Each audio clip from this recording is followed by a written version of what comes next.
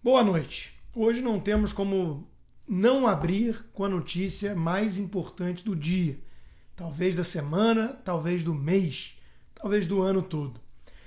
O pedido de afastamento de Eduardo Cunha, na verdade, a liminar concedida pelo ministro Teori Zavascki, que afasta o presidente da Câmara, Eduardo Cunha, foi uma bomba. Né? Foi comemorado por muitos. Depois, muitos desses que comemoraram começaram a ficar um pouco cabreiros, um pouco alertas ao que poderia estar por trás disso. Houve uma batalha de informações aí na imprensa e a verdade é que depois foi aprovado por unanimidade no STF essa decisão de Teori Zavascki, que foi muito elogiada por exemplo, o ex-ministro Joaquim Barbosa, como um ato de muita coragem. Será que foi mesmo um ato de muita coragem? Será que devemos aplaudir mesmo? Bom, vamos começar pelo seguinte. Eu mesmo escrevi um texto logo na largada, falando tchau Cunha, né, e dizendo que a narrativa do PT em relação ao impeachment como um ato de vingança pessoal de Cunha, como se ele tivesse 367 votos de deputados na mão, como se ele controlasse milhões de brasileiros que foram às ruas, como se fosse dele a articulação do Movimento Brasil Livre, do Vem Pra Rua e por aí vai. Essa narrativa vai por água abaixo. Com o afastamento de Cunha, não dá mais para o PT ficar insistindo nessa brincadeira de revista em quadrinho infantil de que o impeachment não passa de um ato voluntário individual de Cunha. Então eu celebrei, confesso, por vários motivos. Primeiro, para lembrar a eles que nós, do lado de cá, não temos os nossos bandidos de estimação. Ou seja, ninguém vai derrubar uma lágrima sequer por Eduardo Cunha, ninguém vai tomar as ruas, ameaçar, intimidar, vestir camisa de uma cor só e bater nos outros para defender um bandido, como fizeram os petistas em relação a Zé Dirceu e a Luiz Inácio Lula da Silva. Então é muito importante do lado do efeito pedagógico disso, o que aconteceu. Porém, ao longo do dia, a gente teve tempo para ir absorvendo certas informações e alertas. Recomendo, para quem não viu o vídeo de Joyce Hasselman, foi minha colega na Veja, né, sobre esse assunto. Ela está muito alarmada com a reação de muitos formadores de opinião, porque isso foi, segundo a opinião de algumas pessoas, um golpe e, de fato, uma decisão inconstitucional que coloca o STF, que deveria ser somente um guardião da Carta Maior da nossa Constituição e não ter uma posição ativista, muito menos no Legislativo, coloca ele em pé de desigualdade na necessária divisão de poderes, no equilíbrio de poderes. Cunha não foi julgado, Cunha não tem ainda nenhuma condenação pós-julgamento e, não obstante, foi tomada uma decisão de cima para baixo para afastá-lo. Houve aí uma informação que circulou muito, né? Originalmente estava no blog da Eliane Castanhede, no Estadão, dizendo que Teori Zavascki teria desarmado uma bomba. Na verdade, até mesmo uma tentativa de golpe que teria sido articulada entre o ministro Lewandowski e o ministro Mello, né, Marco Aurélio de Mello, e que teria sido então com base na arguição de descumprimento de preceito fundamental, ADPF, de autoria da Rede de Sustentabilidade, partido da Marina Silva. Essa que tem gente aí que acha que seria uma alternativa, uma terceira via, né, e não um PT sob nova embalagem. Pois bem, de forma muito resumida, esse pedido da rede diria então que Cunha deveria ser afastado, assim como todos os seus atos considerados ilegítimos, porque ele seria um presidente ilegítimo da Câmara. Obviamente, os petistas aloprados logo se assanharam. Nós vimos alguns defendendo oficialmente que essa decisão do STF de afastá-lo, né, afastar Eduardo Cunha, deveria automaticamente colocar em revisão, então, o processo de impeachment. Como se todos os atos legais e legítimos de um presidente da Câmara à época pudessem ser revisitados com base nessa decisão a posteriori.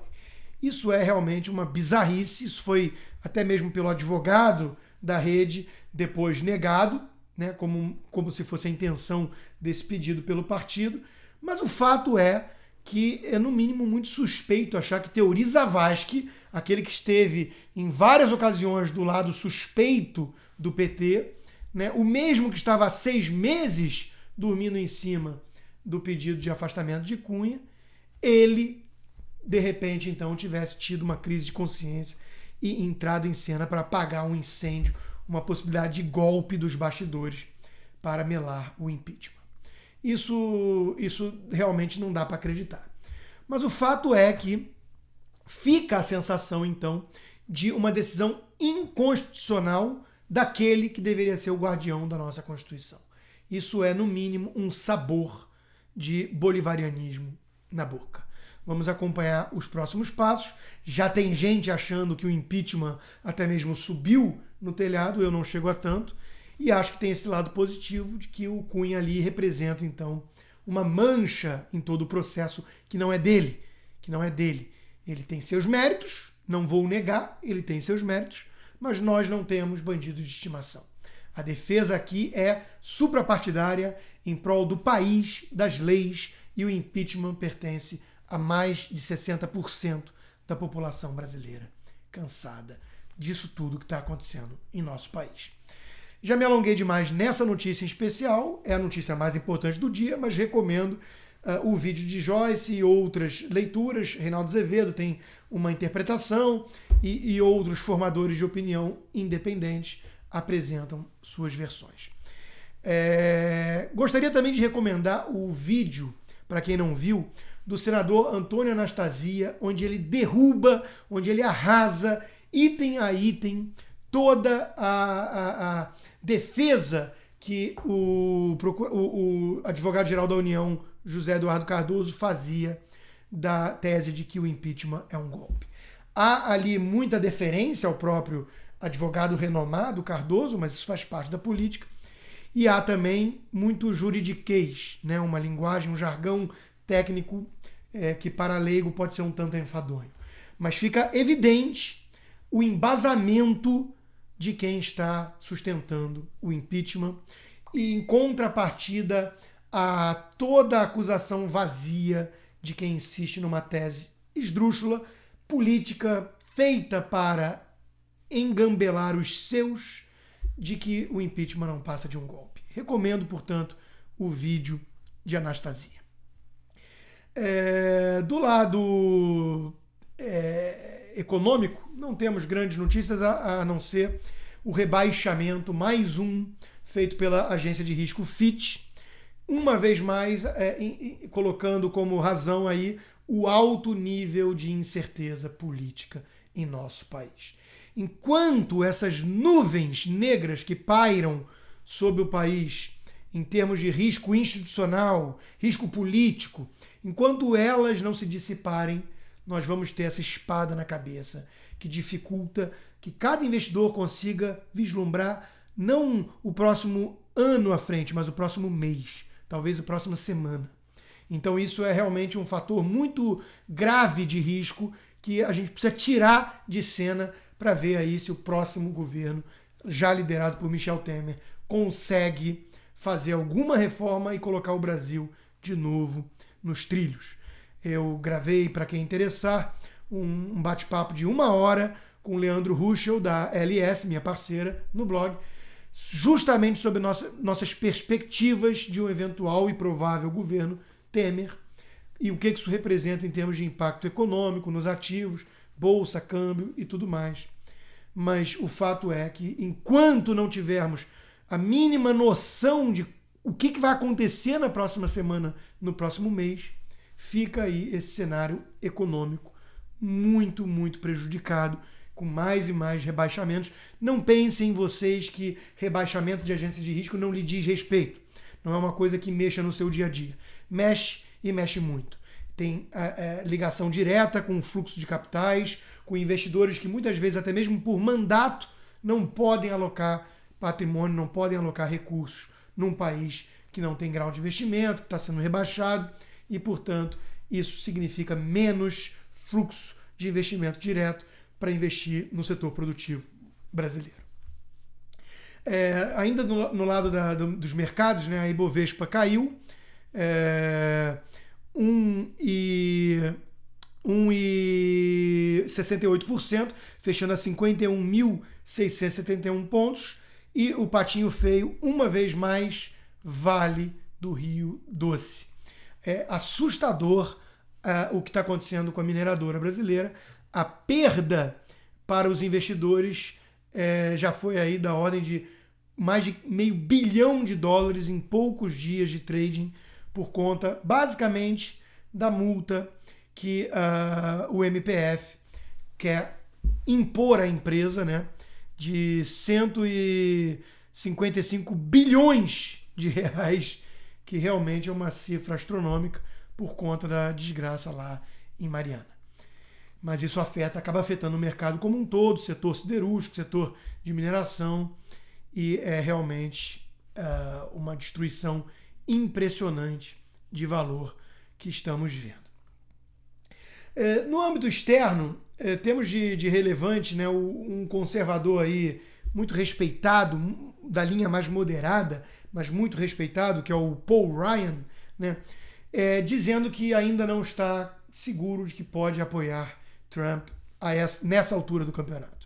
Né? O Donald Trump vai ter que mostrar para que veio, né? Vai ter que sinalizar, que foi a discussão que tivemos ontem, que eu falei aqui, que ele vai ter que mostrar realmente que está ali como um representante dos valores conservadores, que são os valores dos nossos Founding Fathers aqui nos Estados Unidos, que são os valores que fizeram, na minha opinião, da América esse colosso, essa terra da liberdade.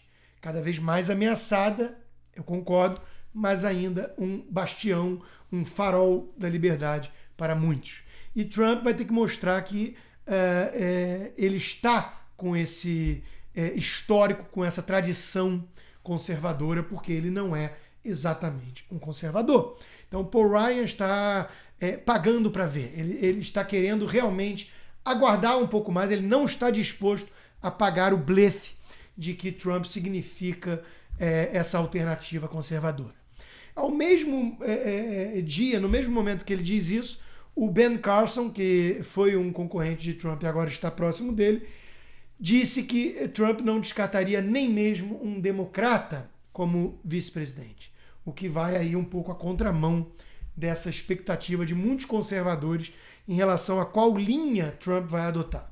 Se ele vai pegar esse espaço do conservadorismo que está desocupado e preenchê-lo, ou se ele vai realmente se tornar uma figura totalmente diferente, que é um flip-flop, que dá uma no cravo, uma na ferradura, que tenta agradar gregos e troianos ao mesmo tempo que desagrada gregos e troianos.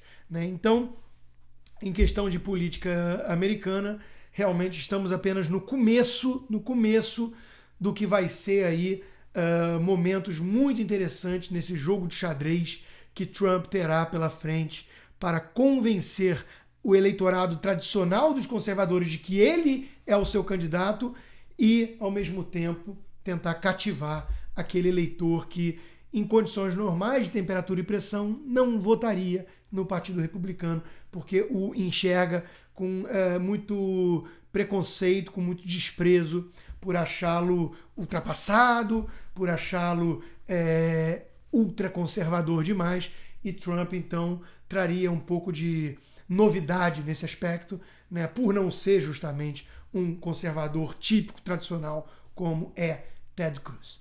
É isso, ficamos por aqui hoje e aguardando principalmente o desenrolar dessa novela mexicana no Brasil, que espera-se termine em breve com o impeachment de Dilma aprovado pelo Senado e um novo governo começando em situações minimamente estáveis de quadro político e institucional já na semana que vem. O Brasil precisa fazer muitas reformas impopulares. Nesse ambiente será impossível. É a política de terra arrasada que o PT pretende e nós vamos aceitar isso? O STF será um cúmplice do PT nessa postura? Aguardamos as respostas e semana que vem já as teremos.